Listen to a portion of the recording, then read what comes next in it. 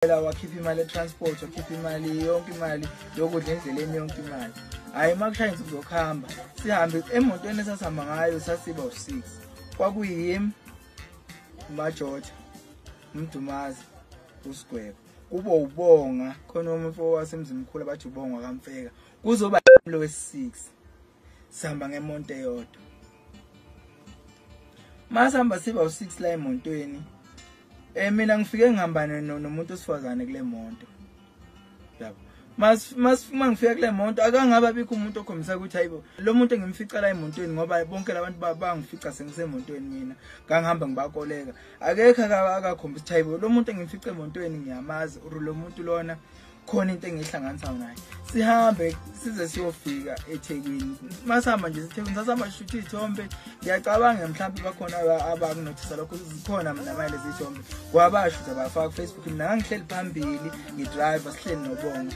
Emumva kwakuumuntu osifazane kube uMajotha, kube uSigwebo, kube uMdumazi babe u4. Babehamba beshutha izithombe indlela yonke eseThekwini. Ngifonela inxele sesiseThekwini. Indawo ke wathi no wena uzolala eRoyal Hotel.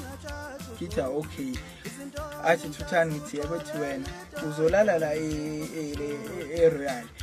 Laba bobathathu ngizobathatha bayolala kuphi eMhlanga.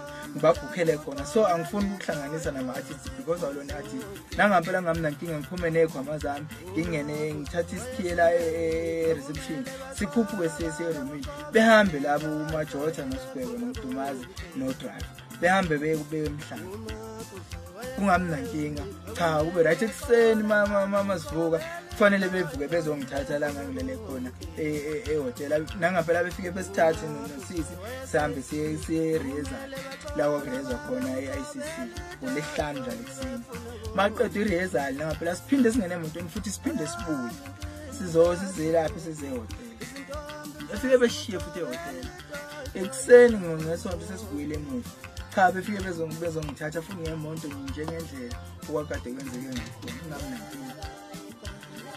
mase ngifike emontweni ngifika uMajotha akekho uMdumazi akekho uSigwebo yebo yini bapha abantu uthi hayi uMajotha uthe uyasala la eThekwini uzobuya silandele uMdumazi muphi yena ethi uMdumazi uzosola ahambe ekhaya ethi no hayi ayikho inkinga ngokudlala singahamba nayo inkinga sibuye size eGoli singenankinga nanencane sifike eGoli sihambe sideliver usisi la ayihlala khona sasihamba naye sibuye size eGoli imoto ifike ngishiye iyoshiya uSigwebo la ahlala khona ihamba kuphele nje kanjalo ngokomcimbi manje ngibhlungu ke njengamanje ekugcineni